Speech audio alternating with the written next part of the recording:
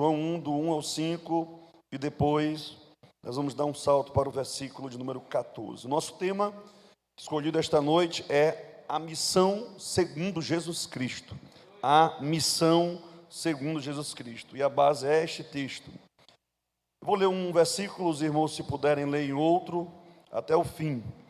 No princípio era o Verbo, e o Verbo estava com Deus, e o Verbo era Deus. Versículo 2. Todas as coisas foram feitas por Ele. Sem Ele, nada do que foi feito se fez. 4.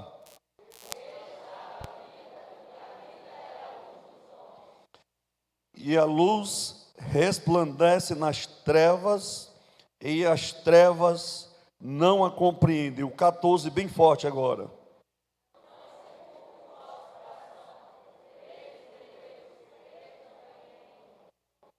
Senhor Deus, obrigado por estarmos aqui na Tua presença. Fala com o Teu povo através da Tua palavra de forma poderosa, em nome de Jesus. Amém. Amados irmãos, o Evangelho de João possivelmente foi o último evangelho a ser escrito. É o evangelho que sai da veia sinótica, né? A veia sinótica é Mateus, Marcos e Lucas. A ênfase de Mateus, Marcos e Lucas é principalmente no ministério de Jesus na Galileia. E a ênfase de João é no ministério de Jesus na Judeia. Os evangelhos, eles começam com uma popularidade de Jesus, a maior parte do livro. O evangelho de João já começa no meio de um furacão. E eu vou lhe explicar por quê.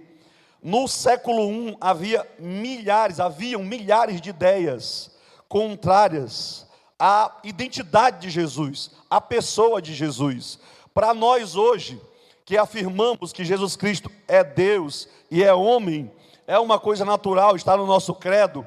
Para eles era normal falarem que Jesus Cristo era Deus.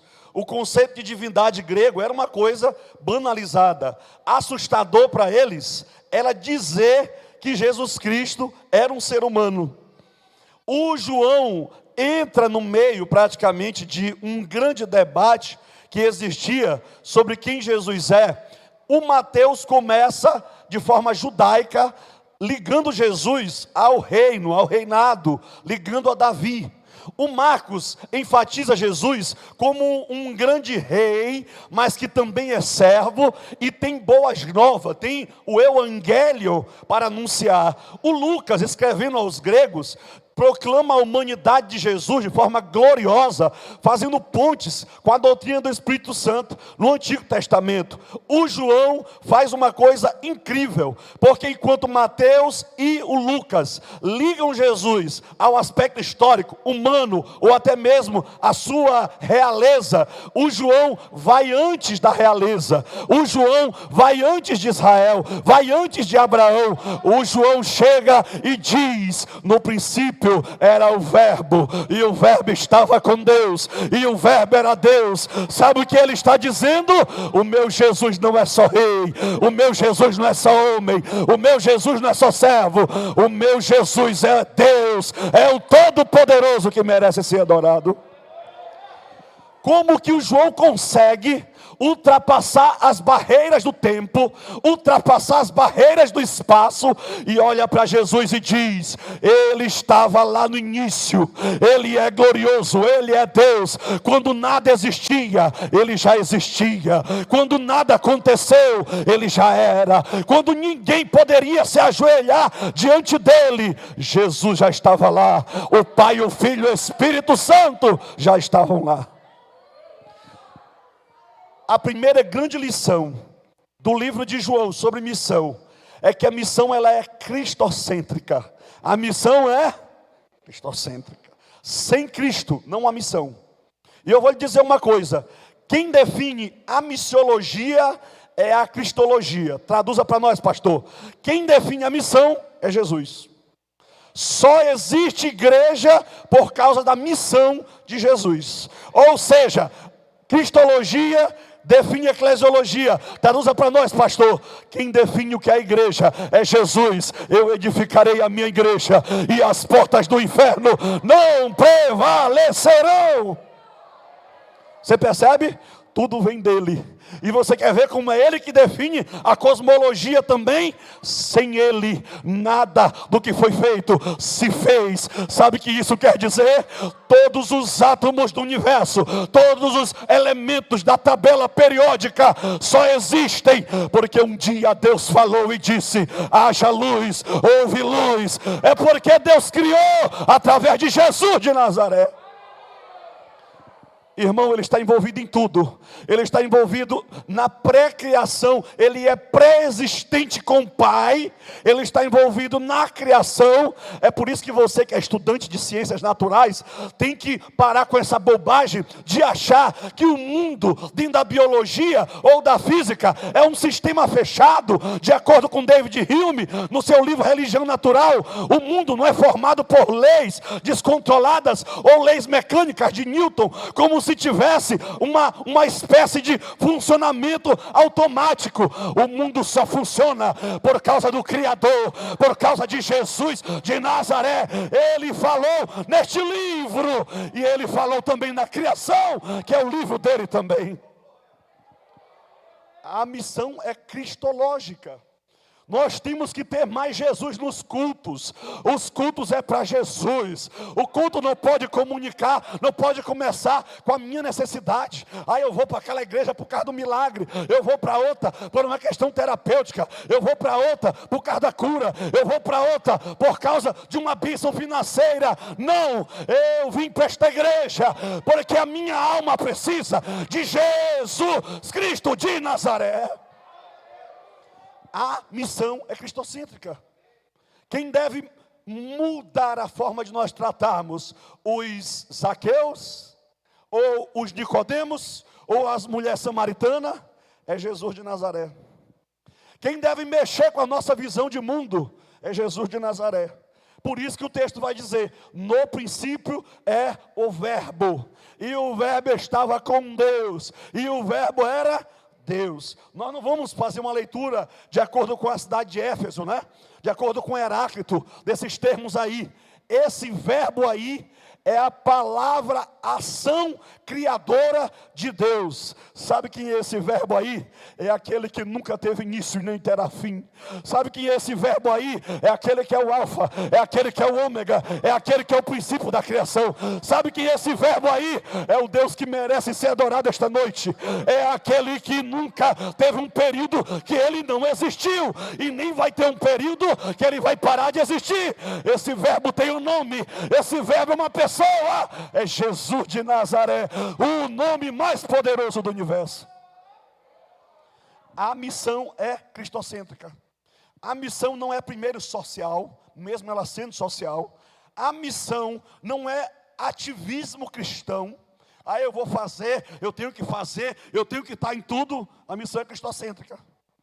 Se você lê o Evangelho, você vai ter um retrato da missão. A missio Dei, que nós chamamos. A missão, ela é revelacional. E o que isso quer dizer? Na missão, Deus fala. Eu já vi vários irmãos pregando: eu devo falar o Evangelho só o necessário, só quando for preciso, mas o mais importante é eu viver o Evangelho. Isso é engano. A missão é Deus falando. Sabe como que ele faz missão? Ele olha para o mundo e diz: ei, eu agora vou ter uma face, eu agora vou ter mãos, eu agora vou ter pés, eu agora vou ter olhos, eu agora vou ter uma cidade para morar, eu vou nascer lá na cidade de Belém de Judá, eu vou viver em Nazaré. Ei, você quer me procurar? Eu sou Deus. Pode ir lá na carpintaria de Nazaré e procurar pelo filho de José. Aquele filho de José é Jesus de Nazaré, é o filho de Deus. A glória de Deus está sobre ele. Deus tem um endereço, porque ele quer falar contigo de forma poderosa. Você percebe? Deus fala de forma encarnacional. Deus faz missão dizendo para você quem Ele é. Tu quer falar de Jesus? Viva! Tu quer falar de Jesus? Abre a tua boca. Tu quer falar de Jesus? Viva o Evangelho, sinta o Evangelho, olhe para os outros e revele o Evangelho. Ouça o Evangelho, respire o Evangelho, comunique quem é Jesus de Nazaré. Literalmente do latim, revelação quer dizer descortinar. A ideia, literalmente, Berkhoff, Gruden e outros teólogos vão dizer isso, é Deus dizer para nós quem Ele é, de forma que nós não poderíamos saber. Tu sabe o que Ele está dizendo nesse texto aqui? Ele está dizendo, ei, eu vou mostrar para vocês quem eu sou. Lembra de Filipe, Senhor? Mostra-nos o Pai. E sabe o que Jesus disse para ele? Eu estou há tanto tempo convosco, Filipe. Quem me vê, vê o Pai. Eu não entendi Jesus. É porque na hora que Ele fala, Ele está ouvindo o Pai. Na hora que Ele está amando com o amor do Pai. Na hora que Ele te perdoa, é com o perdão do Pai. Jesus de Nazaré é a revelação plena do Pai, o Todo-Poderoso. É por isso que eu não posso ser crente e acreditar no budismo. É por isso que eu não posso ser crente e seguir o islamismo. Eu não posso ser crente e seguir santos. Eu não posso ser crente e seguir Hare Krishna. Por quê? Porque eu sei que a revelação final, a revelação completa, a revelação suficiente, a revelação poderosa de Deus está em Jesus Cristo de Nazaré. Procure o livro dos Mormons, o último testamento de Jesus Cristo. Veja o texto lá, o que diz. Eles entendem como a revelação final, a revelação dada pelo anjo a Joseph Smith. Mas se você for ler Hebreus 1, o texto vai dizer, havendo Deus, outrora falado, Antigo Testamento todo aí, ó, de muitas vezes e muitas maneiras, aos pais, pelos profetas. O que aconteceu no final? A nós nos falou pelo seu Filho. A missão, ela é revelacional. Agora você quer ver o que a igreja tem feito hoje? Eu estou há 10 anos no meu emprego, mal me comunico com as pessoas lá onde eu estou trabalhando. Hoje em dia, a comunicação da gente no ambiente urbano, num ambiente veloz, num ambiente cansativo, num ambiente praticamente de desespero para enriquecer, é bom dia e boa noite aos vizinhos. Nós não revelamos Jesus, é porque nós não criamos pontes. Quando Deus queria falar com o povo, Ele mandou um judeu que tinha um endereço, que tinha um emprego, e que um dia se levantou e disse, eu sou o caminho, a verdade e a vida, e ninguém vê ao Pai se não for por mim. Hoje desenvolveram no ambiente, trabalho, universidade, a arte de se manter calado, quieto, e quase negando o Evangelho. Irmãos, quem hoje tem coragem de, no meio de um ambiente marxista, da UFMA, abrir a boca e pregar? Quem hoje tem coragem de se levantar no ônibus? A gente sente a vergonha. Vergonha. Você vê o povo com o livro Manifesto Comunista aqui, e você vê os crentes com as Bíblias tão pequenas que cabem no bolso. Não, eu uso minha Bíblia no meu celular. Literalmente, é duro eu dizer isso. Nós não estamos vivendo a missão revelacional. Nós estamos vivendo os substitutos dessa plataforma que deveria ser o conhecimento de Deus. O conhecimento hoje, no nível científico ou cientificista, para mim não criticar a ciência em si, mas sua tentativa de soberania está substituindo tudo.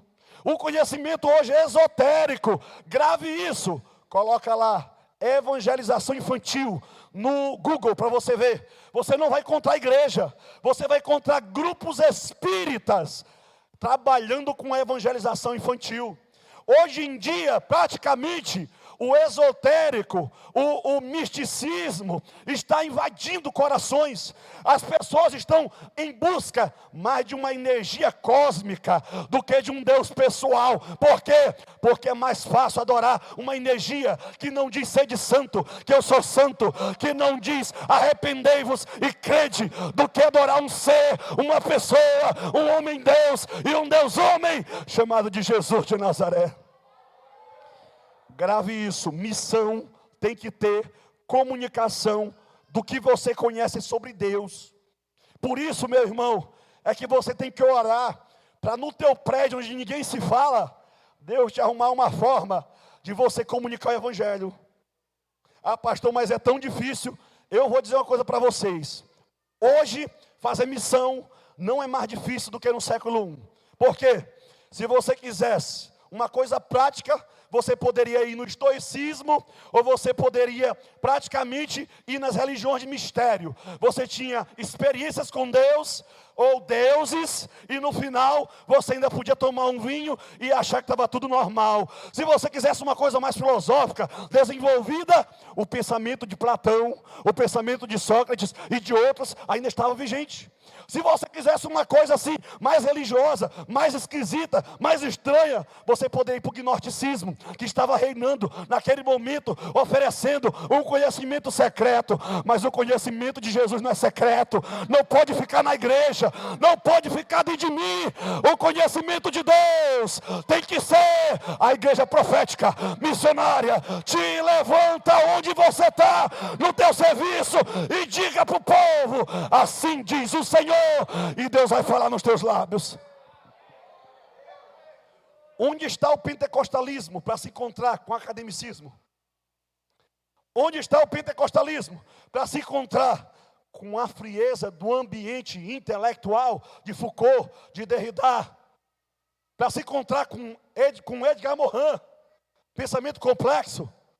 Onde está o revelacional para confrontar o epistemológico? Eu não entendi agora. O epistemológico são os padrões de conhecimento que se conhece, como se conhece. Como eu posso ter certeza que eu conheci? Eu vou dizer uma coisa. Deus olhou para o seu filho e disse: vocês querem me conhecer? Olhem para Jesus de Nazaré. Ele é tudo que eu sou. Ele tem a minha glória. Ele tem o meu ser. Ele é o Deus que você deve se assustar, se espantar e adorar, porque é Jesus de Nazaré. A missão, ela é revelacional. Aí a pergunta que eu faço para você é: será que nós não estamos deixando a nossa forma de conhecimento, muitas vezes falível, né? Se você for ler, por exemplo, Augusto Comte, você vai ver lá a tabela de valores do conhecimento. O conhecimento teológico e religioso vem lá embaixo. Comte vai dizer que foi no período da adolescência que a humanidade acreditava em questões religiosas. Mas não é adolescência não, irmão. O conhecimento de Deus é seguro. O conhecimento de Deus é total, é completo, é satisfatório. Sabe por quê? É Deus olhando para a humanidade dizendo: vocês estão perdidos, mas eu sou o caminho. Vocês estão enganados, mas eu sou a verdade. Vocês estão distante do Pai. E Ele olha para nós e diz: ninguém vem ao Pai se não for por mim. Meu irmão, comunique quem é Jesus de Nazaré. A missão, ela é criacional. O que isso quer dizer? Isso quer dizer que o Jesus que você adora, ele está ligado ao mundo atual, presente. Ah, pastor, mas eu estudo as ciências naturais, sociais, e eu vejo mais explicações reducionistas. Ninguém cita Deus ao explicar como o universo funciona. Ninguém cita Deus ao falar das leis da física. Mas isso é engano. Sabe por quê? Ele está envolvido em tudo. Sabe o que Paulo diz? Olha a missão aí, ó. Em ti vivemos, em ti nos movemos, em ti existimos. Eu não entendi, pastor. Eu só posso levantar minha mão se Ele permitir, se Ele quiser. Se uma veiazinha da minha cabeça estourar, eu perco a memória, eu esqueço de tudo. Mas Ele te sustenta biologicamente, espiritualmente, financeiramente, socialmente. O teu Deus é o Deus da criação. Jesus de Nazaré é o Deus da criação. Ah, pastor, eu sou um fazendeiro. O senhor não entendeu ainda. Lá na minha fazenda, as máquinas trabalham. Lá na minha fazenda, o meu agrônomo resolve tudo. Eu vou lhe dizer uma coisa: quem manda a chuva é Ele. Quem faz crescer é Ele. Quem tem poder é Ele. A tua fazenda é de Jesus de Nazaré. Onde está isso na Bíblia? do Senhor é a terra e a sua plenitude, o mundo e aquele que neles habitam. Eu vejo igreja dizendo assim: esse terreno é muito caro, não vai dar para nós comprar, eu não sei como é que a gente vai resolver. Ele é dono do ouro e da prata, Ele abre porta, Ele é Deus para te dar vitória. Você quer ver como a criação é dele? 50 de Salmos, eu acho lindo. Ele diz assim: se eu quisesse sacrifício, eu teria. Sabe o que ele diz lá? Meus são todos os animais do campo. Sabe o que ele está dizendo? Toda a criação, mundo físico, mundo biológico, mundo espiritual, social, econômico, está sob o domínio, a soberania de Jesus de Nazaré. Ah, pastor, no meu serviço é só cálculo. Ah, pastor, lá onde eu trabalho não tem negócio de Jesus. Não, tem sim, sabe por quê? Tudo que existe neste mundo foi feito por Ele. Ah, pastor, eu não sei como é que o corpo humano funciona. Ele sabe, Ele fez, ninguém consegue fazer um igual. Ah, pastor, mas tem a história aí de Victor Frankenstein. Aquilo é o homem tentando, num sentido de romance, de história, o homem criar o homem, não consegue, só quem faz é Ele. A biologia não consegue, os cientistas não conseguem, mas o teu Deus é poderoso. Ele faz todo dia uma engravida, no outro dia gera filho. A biologia não sabe direito, e Ele olha e diz: foi eu criei, eu fiz. Você não é um acidente, você foi feito por Jesus de Nazaré. O evangelho gnóstico tenta colocar Jesus, já vou encerrar meu tempo, já acabou, viu? Tenta colocar Jesus como um ser espiritual, nos salvando do mundo para viver no céu de glória. Tem irmão que pensa que até o corpo dele no céu não vai ser preciso. O meu corpo vai ser glorificado. Pasmem, o corpo glorificado de Jesus, ele comia peixe, ele comeu com o discípulo. O corpo glorificado, sabe o que é? É Ele olhando para você e dizendo: eu criei a alma, eu criei o espírito, eu criei o corpo. Ah, Jesus, mas Ele já morreu há 1000 anos atrás. Eu sei, mas a trombeta vai soar, Ele vai levantar. E quando Ele levantar, eu vou olhar para o universo e vou dizer: eu sou o Deus Criador. O teu corpo vai participar dos efeitos da salvação de Jesus de Nazaré. Percebe? Salvação não é só uma coisa espiritual, é física, é emocional, é psicológica, é integral, é cósmica. Salvação inclui o universo inteiro no poder de Jesus de Nazaré. Quais as conclusões, pastor, que podemos tirar? Ele é soberano. Ele é soberano. Fique de pé nesse momento, fique de pé neste momento. Feche os teus olhos agora, meu tempo já acabou, eu vou só orar por você. Mas eu não quero que você esqueça, foi só o primeiro ponto, vai te chamar uns 2 aí. Quem sabe na próxima oportunidade a gente continue. A missiologia, a missão é cristocêntrica. Tudo é Ele. Tudo não parte de nós, do que sentimos, do que pensamos, do que queremos. Tudo começa com Ele. Quando você nem estava, nem existia, Ele já estava lá pensando, Ele já estava lá dizendo: eu vou colocar ela naquela igreja, eu vou trazer ele para aquela igreja, eu vou dar aquela família para ele, aquele emprego para ele. Ei, você está nesse emprego, é para glorificar Jesus de Nazaré. Não é para sumir da igreja, não é para desanimar, não é para usar o cansaço do serviço que Deus te deu para sair daqui, não. É para lá na hora de chegar do serviço dizer: Jesus, eu vou para o culto para te agradecer, eu vou para o culto para te louvar, eu vou para o culto para te adorar. Fecha os teus olhos e adore a Ele. Fecha os teus olhos e adore a Ele. Fecha os teus olhos e perceba quem Ele é. Fecha os teus olhos e diga: Jesus, eu quero viver essa missão. Eu quero viver essa missão. Missão que traz o conhecimento de Deus. Missão que é dizer quem Tu és e viver aquilo que a Tua palavra diz que eu preciso. Missão é entender que Tu és o Criador e participante agora de todas as coisas, Pai. Meu Deus, eu quero Te pedir esta noite, Pai, nesta igreja tão avivada, nesta igreja tão cheia de Ti, abre os olhos do Teu povo para fazer a obra missionária, para Te servir, Jesus. Usa ela essa semana no seu serviço, usa ele lá no seu trabalho. Deus vai trazer pessoas para você pregar o Evangelho. Ele vai falar nos teus lábios.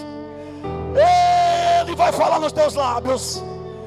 Você vai viajar para outras cidades, e na hora que estiver no hotel, sentado, esperando, Ele vai trazer gente para você pregar. E depois da sua reunião, você vai sentir a sede de Deus que eles têm, a sede de Deus que ela tem. Utilize todas as oportunidades para falar de Jesus de Nazaré. Pai, eu Te agradeço esta noite pela oportunidade de comunicar a Tua palavra nesta igreja, Pai. Sacode esta igreja, enche esta igreja, acorda o Teu povo para a missão mundial. Todos os povos, tribos e línguas precisam ouvir falar do Senhor.